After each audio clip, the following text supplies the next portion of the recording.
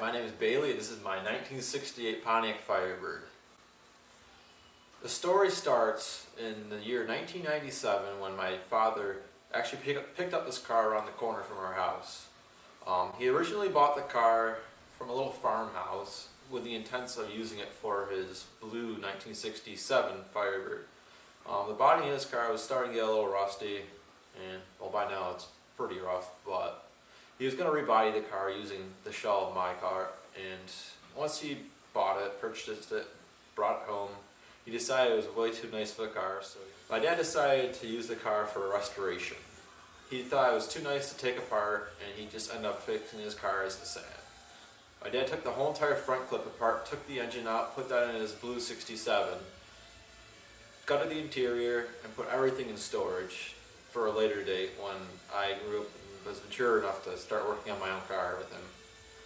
The project was essentially a father and son project, which I really did enjoy, and I'm extremely fortunate he was able to do that, or wanted to. I really did enjoy the process, and I wouldn't mind doing it again. I'm actually going to end up helping my dad with a 67 in the future. So my car started life as a very, very, very base model, red, black vinyl, and 6-cylinder with a 3-speed Saginaw. I didn't ever have the 6-cylinder engine. I mean, I honestly know what it is and everything. I just never saw the one specific to my car because somebody else threw it out years ago before my dad even came across it. The car came to my dad as a 400, or had a 400 installed in it, but he took that for his own car. I actually do still have the 3-speed Saginaw, but I don't really think I'll use it. It might be a backup, but I think my Muncie should be fine. The cars for options originally didn't have very much at all. The most that I could tell was that it had a deluxe steering wheel, which I absolutely love. But base seats with the ribs on them, basic door panels, and or it did actually have posi as well, unless somebody actually did put it in there, but I think it came stock. So the car isn't very original. Everything's error correct into the car, but it wasn't to the build sheet. It's not a high-end restoration. It was a pretty decent restoration. I mean, we did most of the stuff to the book, but it just wasn't to the spec sheet, just because having a base car, what's the point of going right to a 6-cylinder when we have several V8s sitting around? Right now, if my car sits, it has a 326 mated to a 4-speed Muncie. I'm not sure if it's a short or tall ratio. I'm kind of thinking it's a short ratio. It's an M20, and it has 336 rear end. I'm currently running a Hurst competition shifter in there, and I think it works very well, except the only problem is we never rebuilt it when we threw it in the car. So it worked very well for the first, I'd call it 3 months, maybe 4. After a while it started crapping out on me, and I think I had to replace the bushings and the bearings, and I think the spring in there as well. So it should be much more notchy.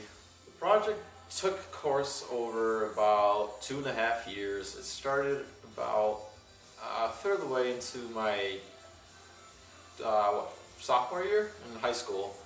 When I was in 10th grade, we started about December when we brought it in the shop, but we never really picked up on it until after December ended, because just the holidays and everything, you can't focus on it unless you had the time to. So we started that in January. When we first pulled in the shop, we put it on top of a trailer, and my dad actually built a rotisserie for one of his other cars, so we could actually, with the front end being off, we just mounted it to the front of the firewall and the rear tail panel, and we were able to suspend it in the air, drop the rear end out of it, and essentially just spin it so you could work on the bottom of it while standing right side up. The car was in decently rough shape, but not awful. Since my dad took it apart in '97, he put all the parts in storage, but he actually stored the car right behind our house, and we actually had lots of family photos of me and my sister as we were really young, playing on the swings and stuff in the hammock, and the car is just sitting there with snow on it, and actually it got lots of moss on it as well. Due to it was out in the weather and everything, there were windows in it, but it wasn't all sealed off too well, so the floor pans got a little rusty, but that's kind of expected for for that type of a car, like any old muscle car, floors are the first thing you usually replace on it, just because that's where the weather gets them the most. The rear of the car was a little bit more rough. The lower quarters were really, really rough. The inners and the outers, lowers, were actually really, they had lots of holes in them.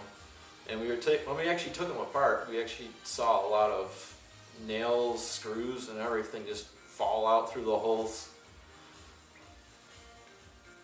We're kind of assuming that whoever owned the car at one time may have been like a carpenter or anything, but I mean, we don't really have much evidence, and I honestly don't know who owned the car. I never saw him in my life. He's actually passed by now, or at least the man that my dad purchased it from last.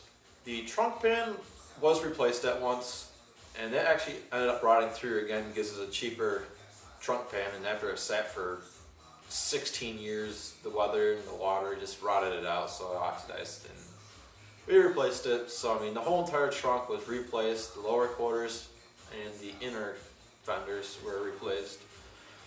The entire bottom of the car was sandblasted and then fixed, painted. On the bottom, the frame was in pretty good shape except for the rear, I think, passenger side, yes, it was a passenger side. It was where the frame rail had actually rotted off, and we ended up just cutting that section off, and then we got a new section from Camaro Specialties out in East Aurora. We welded it up and cleaned it up, painted it, and it looks perfect and functions exactly how it did originally. Once the bottom of the car was painted, we ended up taking off the rotisserie, where we put the rear end back under after that was all painted up and everything. We never really had to open it because it was still good. There was plenty of fluid left in it. And we ended up taking the drums apart later on, but we never really had to take the rear end apart because it works fine. Once the car was on the ground, we put the front part of the frame on, the subframe, and then we put wheels on, put the steering column on, and then we ended up dropping the transmission and engine in. That wasn't a terribly lengthy project, project in itself. The biggest pain was we didn't have the engine mounts where we could find them, I should say. We had 6-cylinder, and I think we had like a 400s, but we didn't have a 326 mount, so we ended up having to look throughout the shop for one, or the pair. We ended up finding them, and after that, it was pretty smooth sailing.